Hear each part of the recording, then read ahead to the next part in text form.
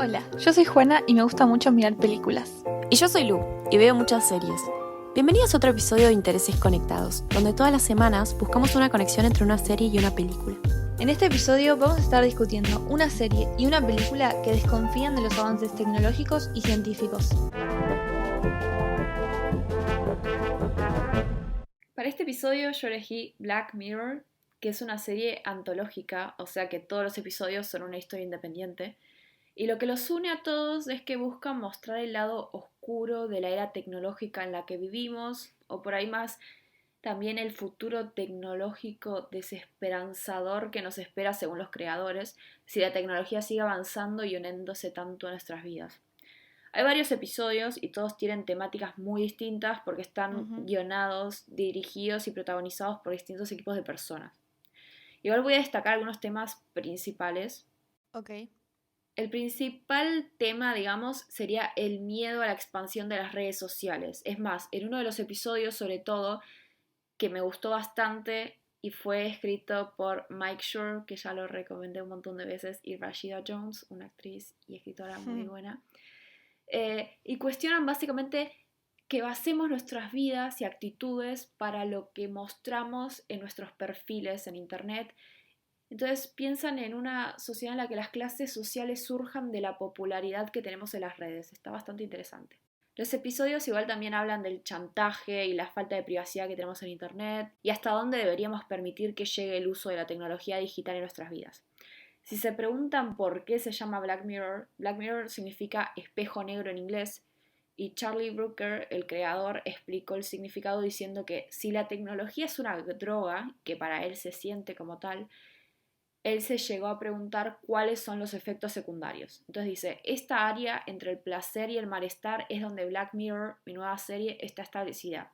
El espejo negro del título es lo que encontrás en cada pared, en cada escritorio y en la palma de cada mano. O sea, el espejo negro del que habla es la pantalla apagada de la tele, de la computadora, del celular.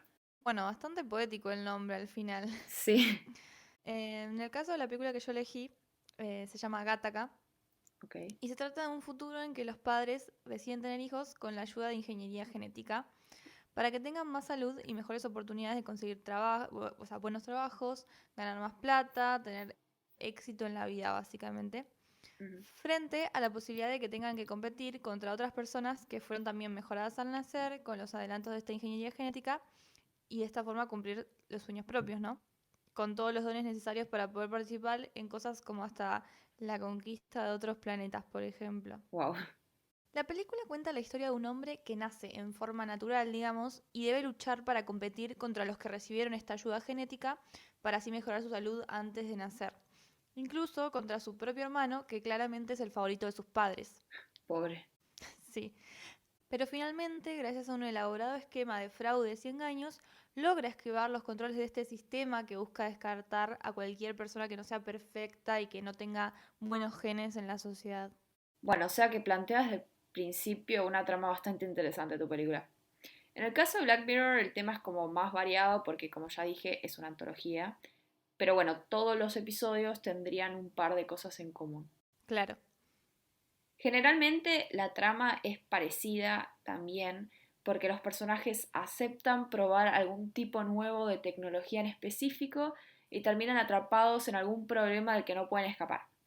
Esta idea, y que cada capítulo sea una historia separada, pero con un nudo similar y generalmente un final no muy feliz, termina generando bastante miedo, si se quiere. O sea, si ves todos los episodios de las primeras temporadas seguidos, te dan un poco de ganas de, no sé, quemar tu celular y cancelar el servicio de internet. Te genera un poco de miedo.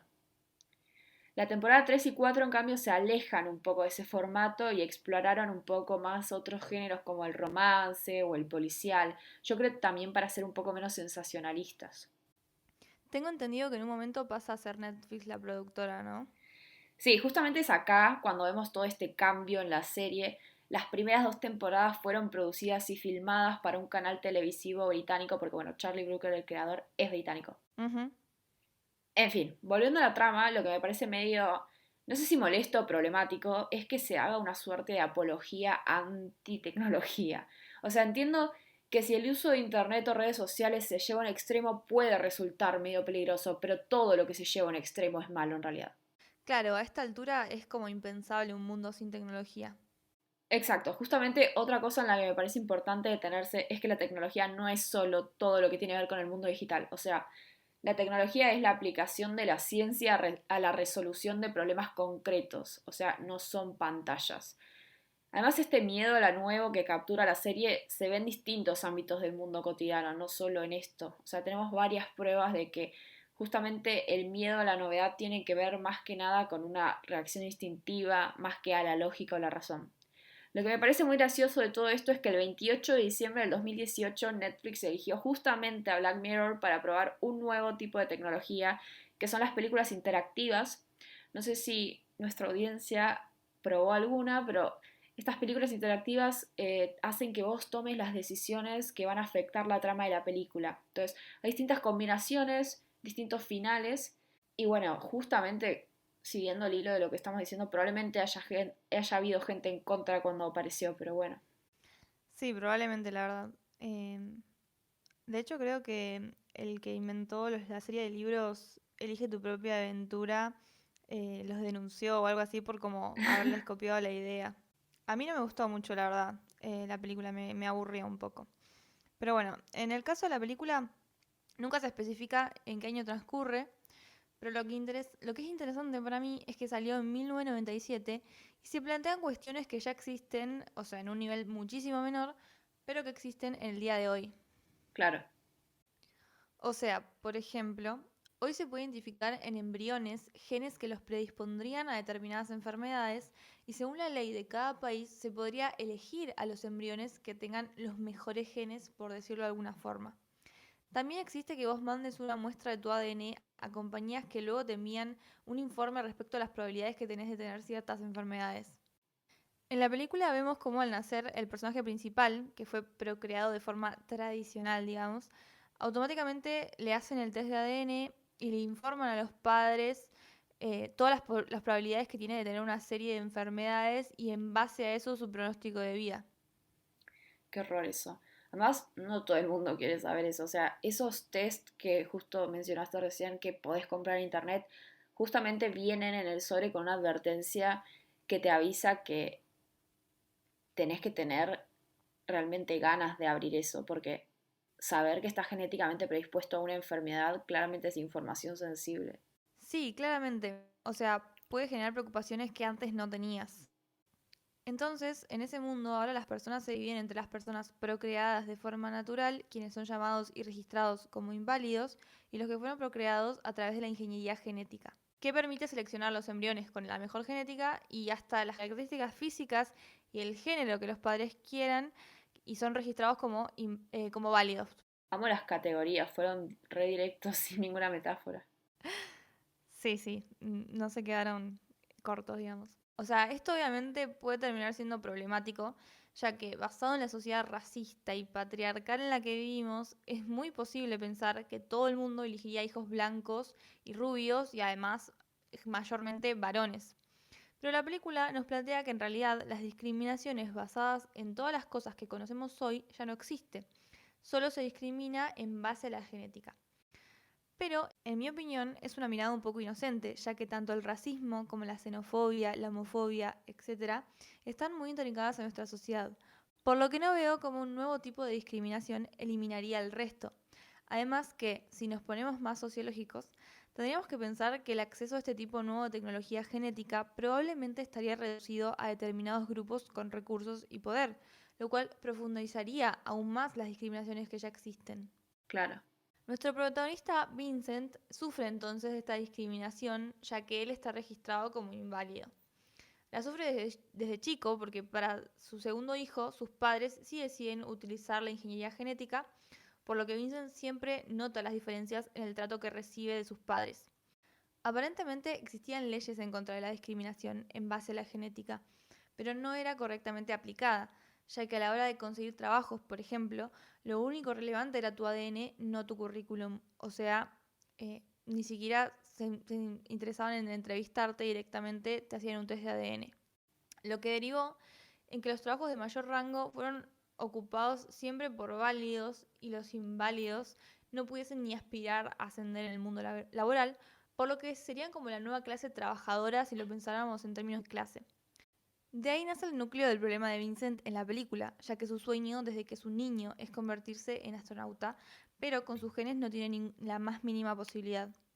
Es un planteo interesante, ¿no? Cómo podés pensar la estructura de la sociedad de otra forma, así como en uno de los episodios de Black Mirror se piensa la estructura jerárquica, digamos, de la sociedad en base a las redes sociales o la popularidad en las redes sociales, acá en esta superioridad genética, entre comillas, ¿no? Y además, esta baja efectividad de las leyes laborales de la que estuviste hablando también es un tema bastante actual o que se puede pensar en la sociedad actual.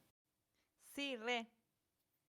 Bueno, en fin, retomo lo que decía hace un rato sobre el miedo a la tecnología, porque la verdad me llama mucho la atención. Según un autor, Douglas Adams, todo lo que es inventado cuando tenemos más de 35 años nos choquea un poco y nos parece contra el orden natural, o sea, a lo que estamos acostumbrados.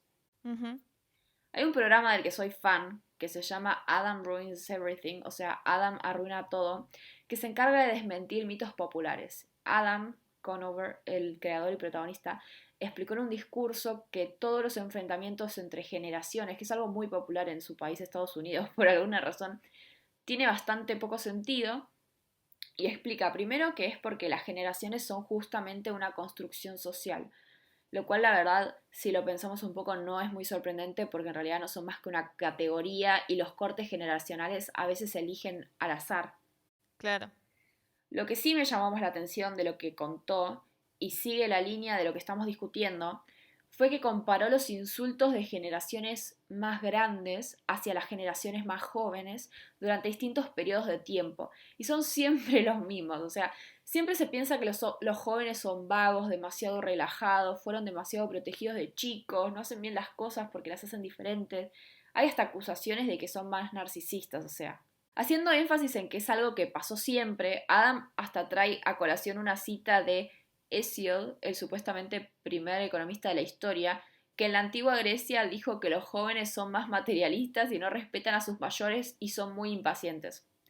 Después, bueno, da ejemplos de artículos básicamente antijuventud de distintos años. El video está bastante bueno si les interesa ver. Pero lo que yo retomo de esto es que podemos ver que este miedo a lo nuevo no es solo hacia inventos nuevos, sino también con generaciones más nuevas. Claro, o sea, se me ocurre que con todo esto que dijiste, que supongo que es difícil a veces darte cuenta de que lo mismo se repite a través del tiempo, porque medio que asumimos que todo lo que pasa en la época en la que vivimos es muy nuevo y estamos como muy enfocados en nuestra época y no nos damos cuenta que claramente no es así. Claro, además, bueno, no sé, hay gente que no confía en las vacunas, creen que genera autismo o que son formas del gobierno para controlarte y bueno, teorías muy extrañas, ¿no? Sí, muy problemáticas también. Sí, pero bueno, también en su momento hubo gente en contra de la palabra escrita, de la imprenta, de la popularización de los libros. En 1825 se le tenía miedo a viajar en tren porque pensaban que como era tan rápido iba a destrozar el cuerpo humano.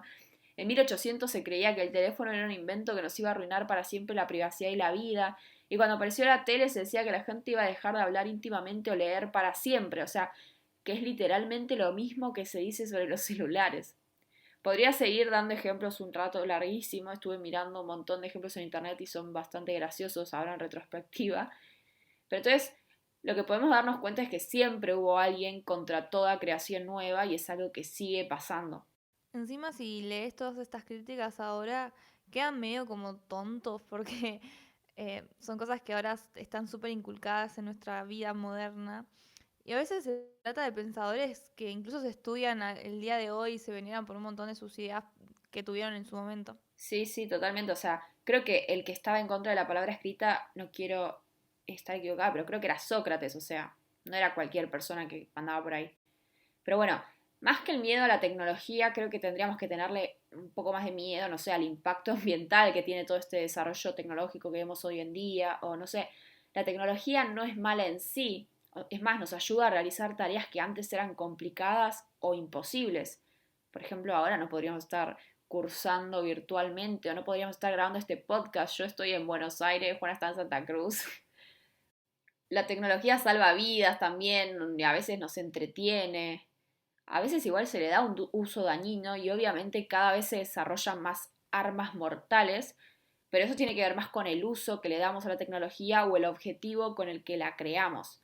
Lo que sí no se puede negar, aunque sí hay gente que esté en contra por alguna razón, es que materiales como el plástico están contaminando enormemente el planeta. O sea, yo creo que si quisiéramos realmente tenerle miedo a algo, es a la forma en la que la industria mata la flora y fauna de algunas zonas del mundo o al uso que las empresas detrás de las redes sociales le dan a nuestra información. Sí, concuerdo. Esto de la información es un re tema en realidad. O sea, si leen sobre eso, o también hay un documental interesante en Netflix que se llama Nada es privado. La verdad da un poco de miedo y te hace replantearte muchas cosas sobre cómo nos manejamos con nuestra información online.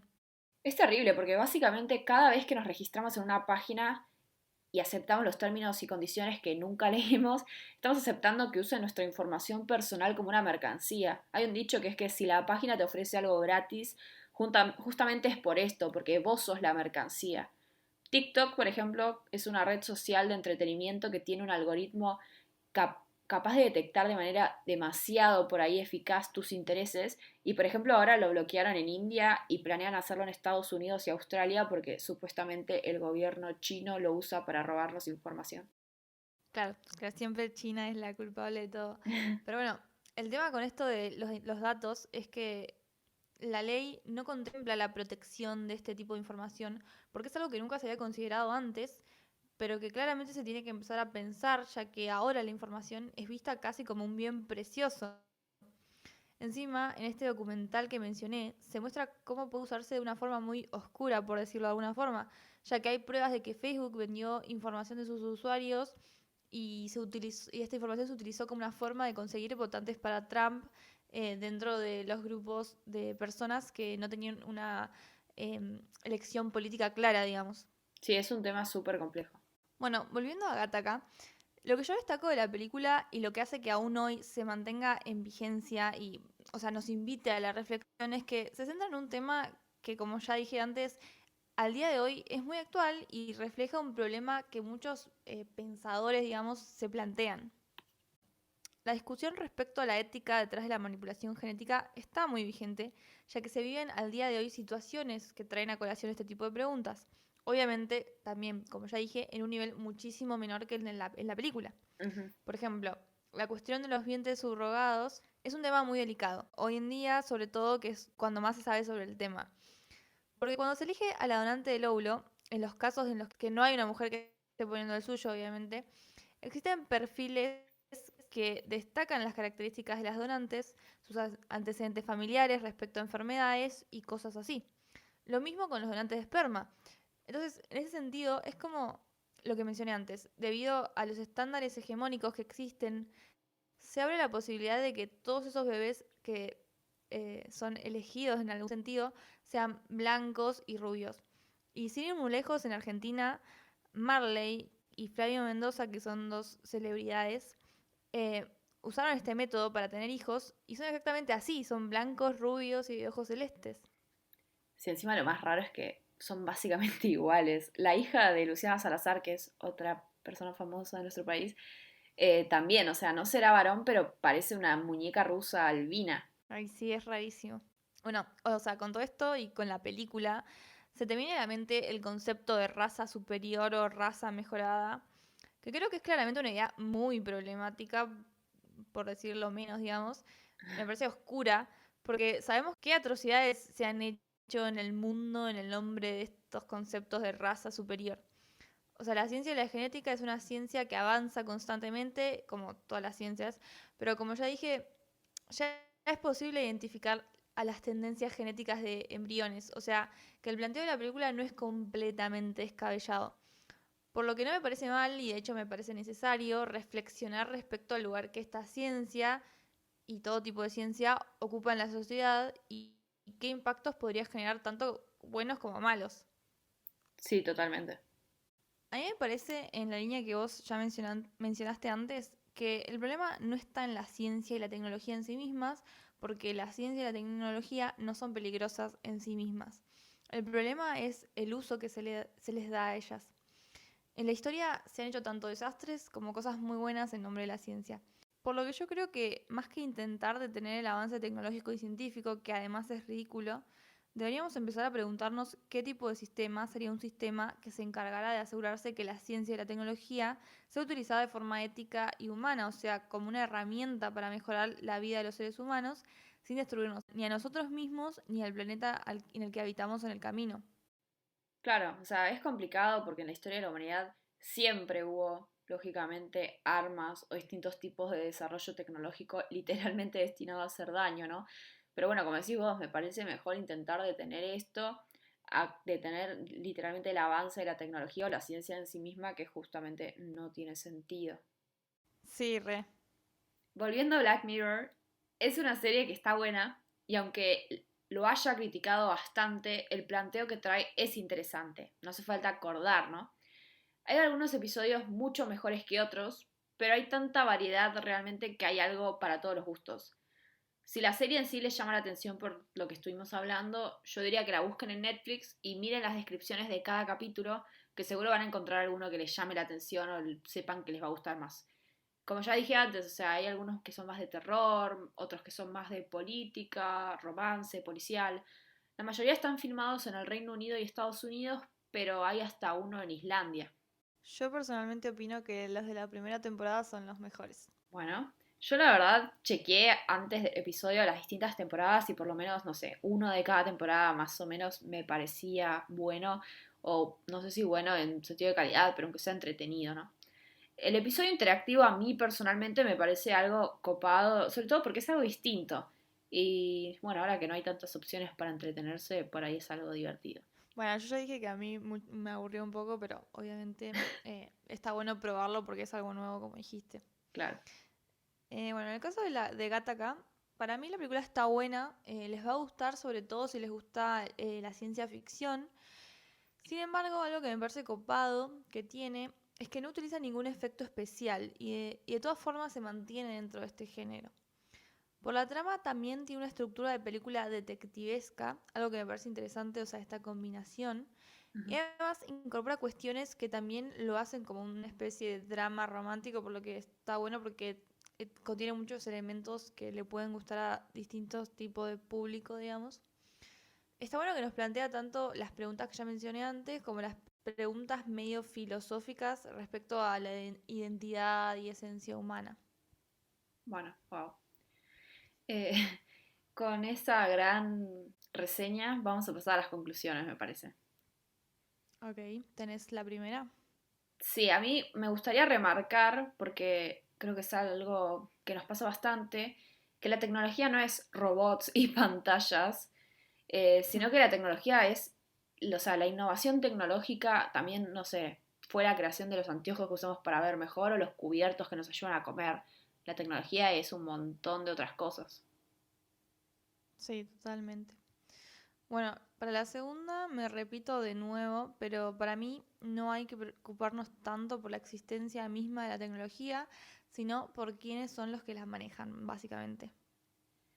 Sí, y también, no sé, hablando de la preocupación, el cambio o que aparezcan cosas nuevas no es algo malo, ¿no? O sea, es parte de la historia de la humanidad justamente. Pero bueno, como decís vos, el problema es cuando la innovación trae consecuencias nocivas, ya sea para la salud del ambiente o porque vende nuestra información. Sí, totalmente.